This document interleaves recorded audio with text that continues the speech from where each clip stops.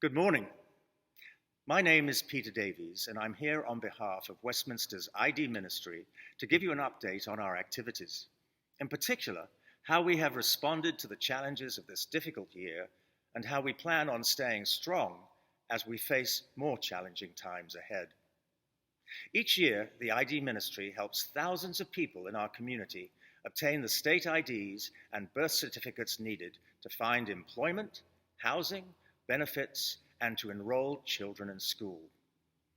People coming to Westminster for help are often taking the first steps in rebuilding their lives, literally looking for proof of identity so they can say once more, "This is who I am, and here's the proof."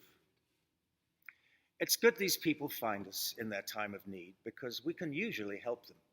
Certainly by helping them obtain birth certificates from all 50 states, certainly by explaining the documentation needed to obtain a state ID, certainly by covering the cost of these items.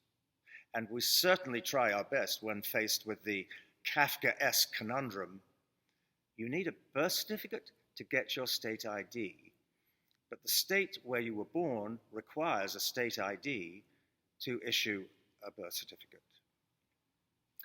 Over the years, the ministry's leadership has created an efficient operating model. Clients are assisted in a timely fashion as they move through the steps of our process. The chapel provides ample space for waiting and gathering information, but sometimes the pews are filled.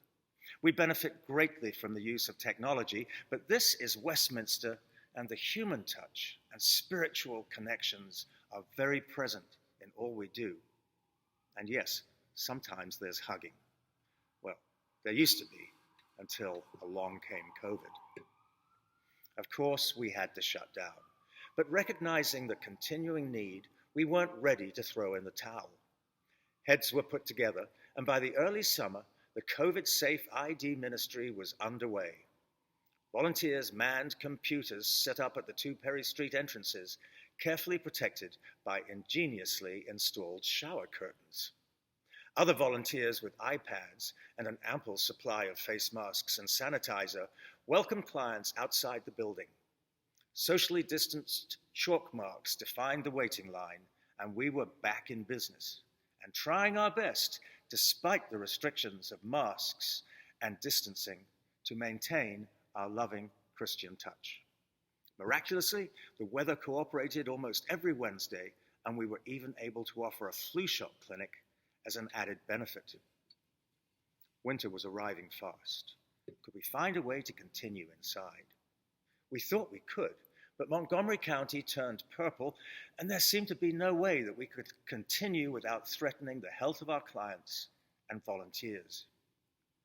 But this is Westminster, and we don't give up easily, especially when the need continues.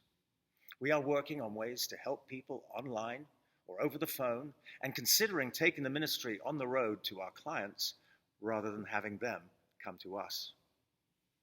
The coronavirus has been called the great equalizer because it's capable of infecting the young, the old, the rich, and the poor.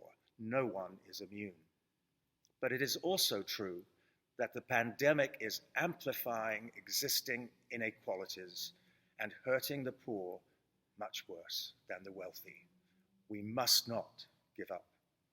Church staff and volunteers are working together to find the best solutions to continuing safely. We are also reaching outside the church to county health administrators, as well as participating on a weekly clergy call with Mayor Nan Whaley. We will not give up. We are so grateful for your generous support and humbly ask you to continue to support the ID ministry with your financial gifts during these very difficult times.